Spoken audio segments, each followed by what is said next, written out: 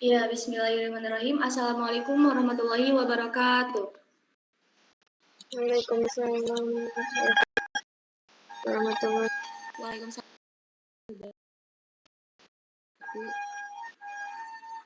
Iya, kami dari kelompok 5 akan memaparkan tentang pembahasan LK3, yaitu mengenai subgrup, di mana terdapat beberapa soal yang akan kami bahas. Ya, di sini ada anggota kelompok 5. Yang pertama ada Nurhaliza Mulyanti Lestari, yang kedua ada Nindya Afisa Chandra Diva, yang ketiga ada Angelita Francisca, dan yang terakhir ada saya sendiri, Nelly Nurbanisi. Ya, boleh di-scroll. Mungkin langsung aja kita ke soal yang pertama. Soal pertama ini akan dipaparkan oleh Angel. Kepada Angel dipersilahkan. Baik Nelly, terima kasih atas kesempatannya. Di sini soal pertama yaitu, misalkan H adalah himpunan bagian tak kosong dari G. Maka H disebut subgrup dari G jika dan hanya jika untuk setiap A dan B elemen H berlaku AB inverse elemen H. Langkah-langkah dari penulis buktinya, yaitu kita ambil dari bukti ke kiri. Diketahui AB inverse elemen H akan dibuktikan yang pertama, E elemen H. Jika A elemen H, maka A inverse elemen H. Dan yang kedua, jika A dan B elemen H, maka AB elemen H. Lalu bukti yang pertama ini kita membuktikan E merupakan elemen dari H. Karena H merupakan himpunan tak kosong, karena H merupakan tidak sama dengan himpunan tak kosong, maka H mempunyai anggota. Misal A. Berdasarkan hipotesis AB inverse elemen H, maka diketahui AA inverse elemen H. Karena H merupakan subgrup dari G, maka AA inverse elemen G. Ini membuktikan adanya identitas atau E, sehingga diketahui E merupakan elemen dari H. Lalu yang kedua ini kita membuktikan bukti dari A inverse elemen H. Pertama kita ambil A merupakan elemen H. Berdasarkan hipotesis dari AB inverse elemen H, maka EA inverse elemen H. Diketahui pula EA inverse sama dengan A inverse. Jadi A elemen H mempunyai inverse yaitu A inverse elemen H. Yang ketiga yaitu bukti dari AB elemen H. Akan dibuktikan dahulu dari A dan B elemen H sebagai subset dari G dan H yang mewarisi sifat asosiatif. Terakhir, perlu ditunjukkan bahwa H memenuhi sifat tertutup. Jadi kita ambil A dan B elemen H. Berdasarkan pembuktian kedua tadi, jelas bahwa B inverse elemen H. Perhatikan bahwa AB inverse elemen H berakibat A kali B inverse pangkat min 1 sama dengan AB elemen H, yang artinya H memenuhi sifat tertutup. Dengan demikian H adalah grup. Lebih lanjut, H merupakan subgrup dari G, dan soal tersebut terbukti. Next, saya berikan kepada Nelly.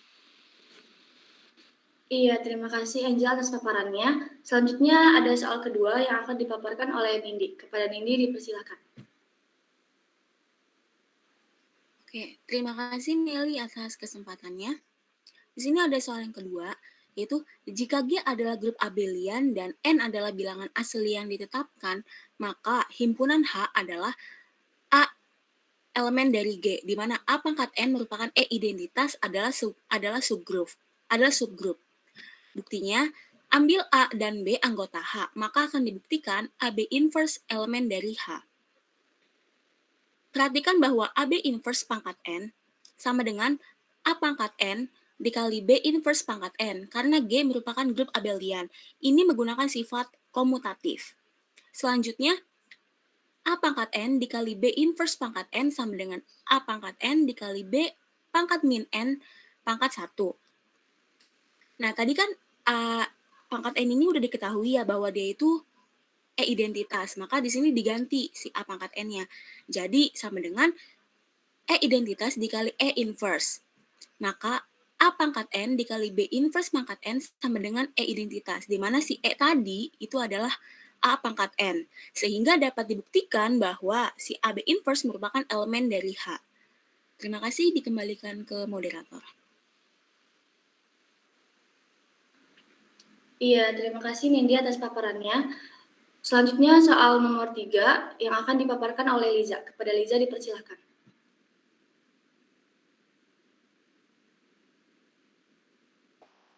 Ya, baik, terima kasih moderator. Boleh di-scroll.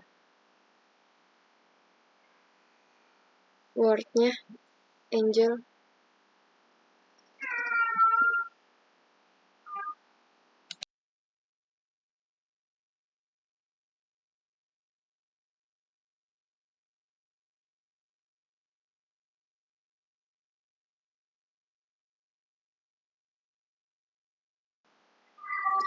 Soalnya itu misalkan G adalah grup, maka ZG itu sama dengan A anggota G, AG sama dengan GA untuk setiap G anggota G. Adalah subgrup. ZG disebut center group. Bukti, ambil A dan B anggota ZG, akan dibuktikan A B inverse anggota ZG. Dengan cara menunjukkan AB inverse G sama dengan G AB inverse untuk setiap G anggota G. Misalkan A, B anggota grup untuk setiap G anggota G yang kita miliki. Nah, di sini ada seperti kita cara membuktikannya atau coretannya. AB inverse G dikali G AB inverse, G AB inverse-nya kita inverse-kan. Sama dengan AB inverse G. Jadi hasil dari G AB inverse diinverskan itu jadi B A inverse G inverse. Sama dengan AB inverse G sama B-nya kita pisahkan. Lalu di dalam kurungnya lagi A inverse G inverse. Sama dengan AB inverse dengan sifat asosiatif B kali G A inverse G inverse. Sama dengan A B inverse B. Nah, dalam kurung B inverse B ini adalah identitas dikali G A inverse G inverse. Sama dengan AG A inverse G inverse. Jadi karena B inverse B-nya identitas, jadi itu hilang. Sama dengan GA A inverse G inverse. Sama dengan GA inverse A G inverse. Sama seperti yang B inverse B, jadi A inverse A juga itu adalah identitas. Jadi hasil akhirnya itu G inverse. Boleh scroll. Nah, maka AB inverse G sama dengan G AB inverse, yaitu terbukti ya dari coretan kita yang tadi di atas. Nah, berdasarkan sifat asosiatif, AB inverse G itu sama dengan AB inverse G. B inverse G-nya dalam kurung. Selanjutnya, digunakan sifat AB inverse dan B inverse A inverse. Maka A dalam kurung B inverse G itu sama dengan B G inverse diinverskan. Karena seperti yang kita tahu kayak min 1 dikali min 1 itu kan 1. Nah, di sebelah kiri itu kan G-nya pangkat 1. Jadi, untuk menghasilkan G-nya pangkat 1 itu jadi G inverse dikali inverse. Nah, artinya berlaku sifat tertutup di ZG. Cukup dari saya. Kembalikan ke Nelly. Iya, terima kasih Liza atas paparannya. Selanjutnya ada soal keempat yang akan dipaparkan oleh saya sendiri. Ya, di sini ada soal keempat. Misalkan G adalah grup dan A merupakan anggota dari G, maka centralizer A yaitu CA sama dengan himpunan X anggota G dengan syarat XA sama dengan AX adalah subgrup. Ya, di sini akan kita buktikan ambil XY anggota CA akan dibuktikan XY inverse anggota CA dengan cara menunjukkan XY inverse dikali A sama dengan A dikali XY inverse. Ya, pertama kita misalkan dulu E-nya itu merupakan elemen identitas dari G dan EA sama dengan AE. Maka E merupakan anggota dari CA sehingga CA bukan himpunan kosong. Selanjutnya ambil sembarang XY anggota CA, maka XA sama dengan AX dan YA sama dengan AY. Lalu dapat kita lanjutkan sebagai berikut. Ya, kita akan menambahkan E pada salah satu ruas. Di sini terdapat XY inverse dikali A sama dengan XY inverse dikali A dikali identitas.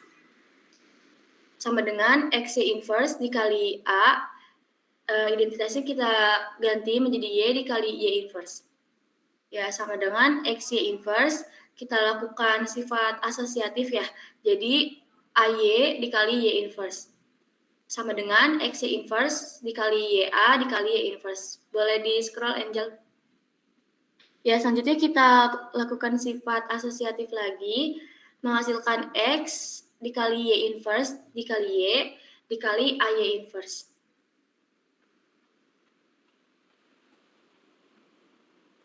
Ya, sama dengan XY sama dengan X, Y inverse dikali Y-nya kita ubah jadi identitas, maka di sini menjadi XE dikali AY inverse. Lalu kita tukar, jadi menghasilkan X A dikali Y inverse, sama dengan AX dikali Y inverse, menghasilkan A dikali XY inverse, sehingga XY inverse anggota dari CA. Dan dari penjabaran tersebut, maka terbukti bahwa CA merupakan subgrup dari G. Ya, mungkin cukup dari saya. Selanjutnya kita ke soal terakhir, yaitu soal dari tugas kelompok 5 yang akan dipaparkan oleh Liza. Kepada Liza dipersilakan. Iya, baik, terima kasih, Nelly. Yang terakhir ini, cari semua subgrup dari G pada lembar kerja pertama. Gambar